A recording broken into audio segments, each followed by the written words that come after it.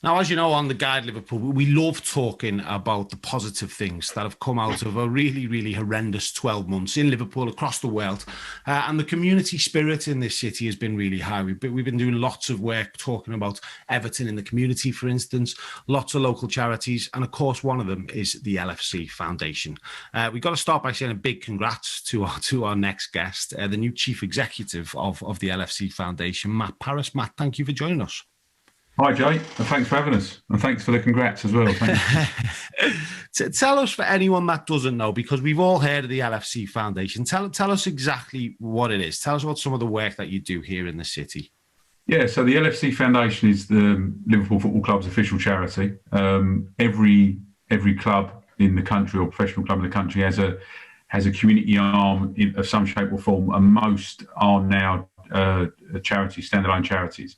The work of Liverpool from a community perspective is delivered by the LFC Foundation, so ourselves, and Red Neighbours team, which is the club's in-house CSR team, which is about targeted, focused support in and around the club's football homes, so in and around the postcodes around Anfield and Kirby. Our mantra is, as a foundation, is to create life-changing opportunities for young people and families. We have 60 full-time staff and around 30 sessional staff, and we have,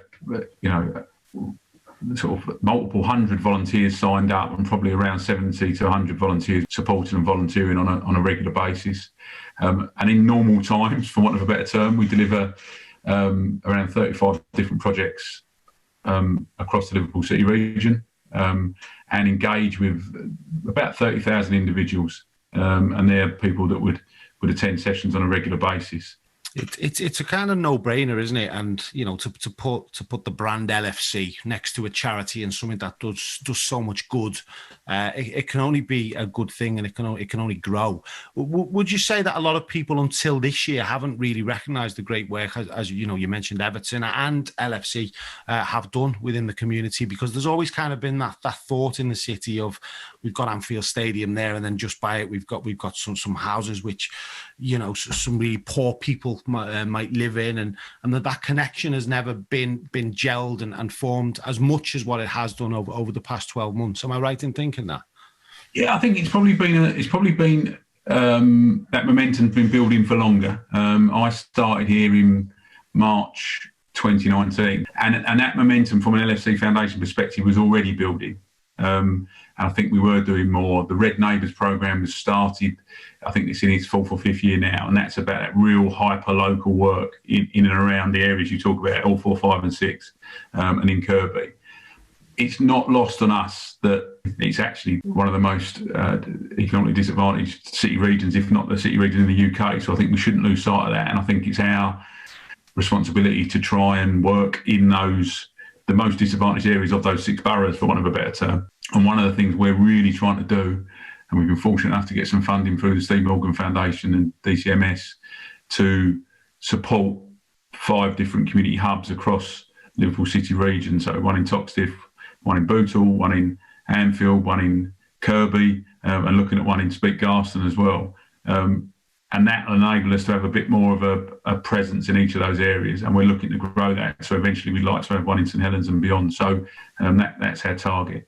To your point, on the last 12 months, I think with that, undoubtedly, yes. I think what happened when the world stopped last March, the community programmes, the charities were the main bit that was still operating. And that I'd probably say the same for Everton and Tranmere. I think the recognition of the work that we do has probably grown. A lot of that, and you alluded to it was work that was already happening.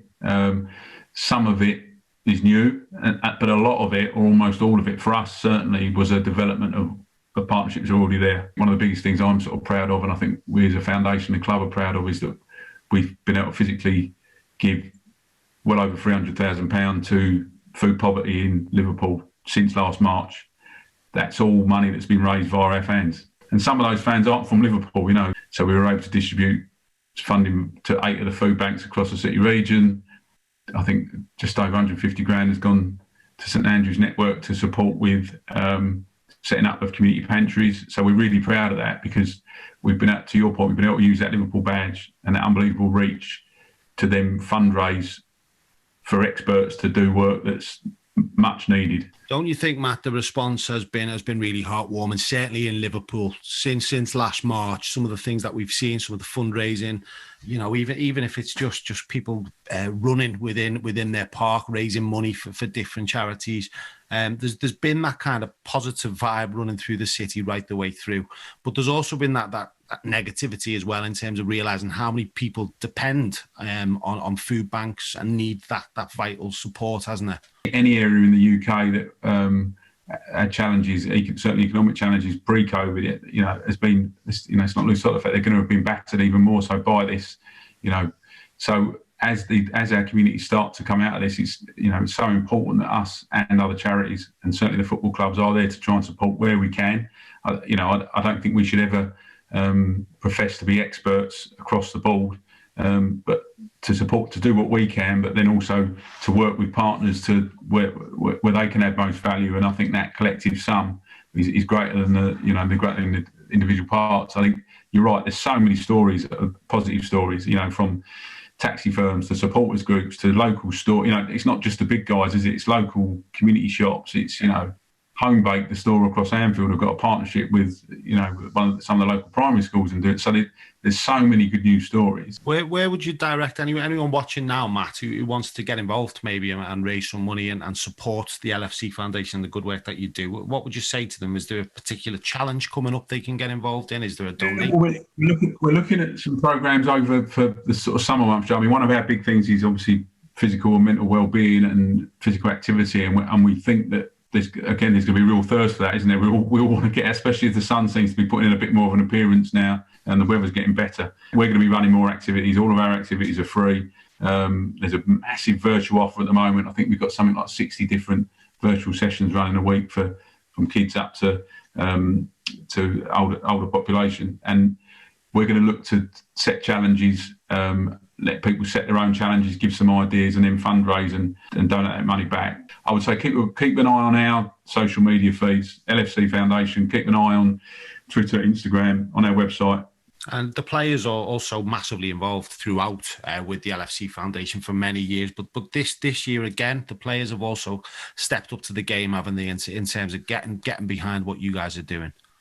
Yeah, I mean, I think from day one, really. I think on the Friday, 13th of March, the Premier League was postponed, and straight away we made a commitment to donate 20k, which the players matched, and that was on the back of one call to the players. They matched it, and that 40k donation to North Liverpool Food Bank represented what they would have collected from the 4 games that were then were postponed. So from that point, really, they've been really supportive. Obviously, ultimately, their jobs is Premier League footballers, but what this current way we're living is exactly like this. We've been able to get access to them via, Zoom and Teams, etc. We had Jurgen and Virgil, Andy, and talking to participants, and sometimes the participants knew it was going to happen. Sometimes it's been a surprise. Andy Robertson, working with one of the club partners, Joy Baby, supported one of our Premier League primary style sessions the other week and came in as an extra teacher, which obviously was massive for the kids. And I think what we're able to do at the moment is, instead of our sessions being open to a class, sometimes they're open to multiple classes and multiple young people. So it really has given. And I think that at the moment, when people are often looking at their own walls, their own house, to get that connection with the players is massive, because it makes them feel that, other people do care and that this club does care. And I think that's important. Well, what's just to finish off, Matt? What's your goal? What's your ambition as the new chief exec of the LFC Foundation? What are your personal plans for the charity, for the organisation? I think it's to continue the growth that we've had over the last couple of years in an appropriate way. I think we need to focus on where we can make the most difference. I think the next 12 months is all going to be about physical and mental well-being, supporting people with employability training or employment training, employability programs. We will continue to support sort of food poverty in North Liverpool. The club have done that through Red Neighbours for the last 4 or 5 years, but to continue to use the platform and the amazing fans as a vehicle to deliver change in primarily the Liverpool City region, but also to look to further afield. We've got a global partnership with a charity called Right to Play. Again, it's got a Merseyside slant. It's called Side by Side, so it's about delivery here and abroad, to develop those programs and continue to support communities that need a bit of help and a bit of support. Listen, Matt Parish, thank you so much for chatting to us. Thank you, Jake.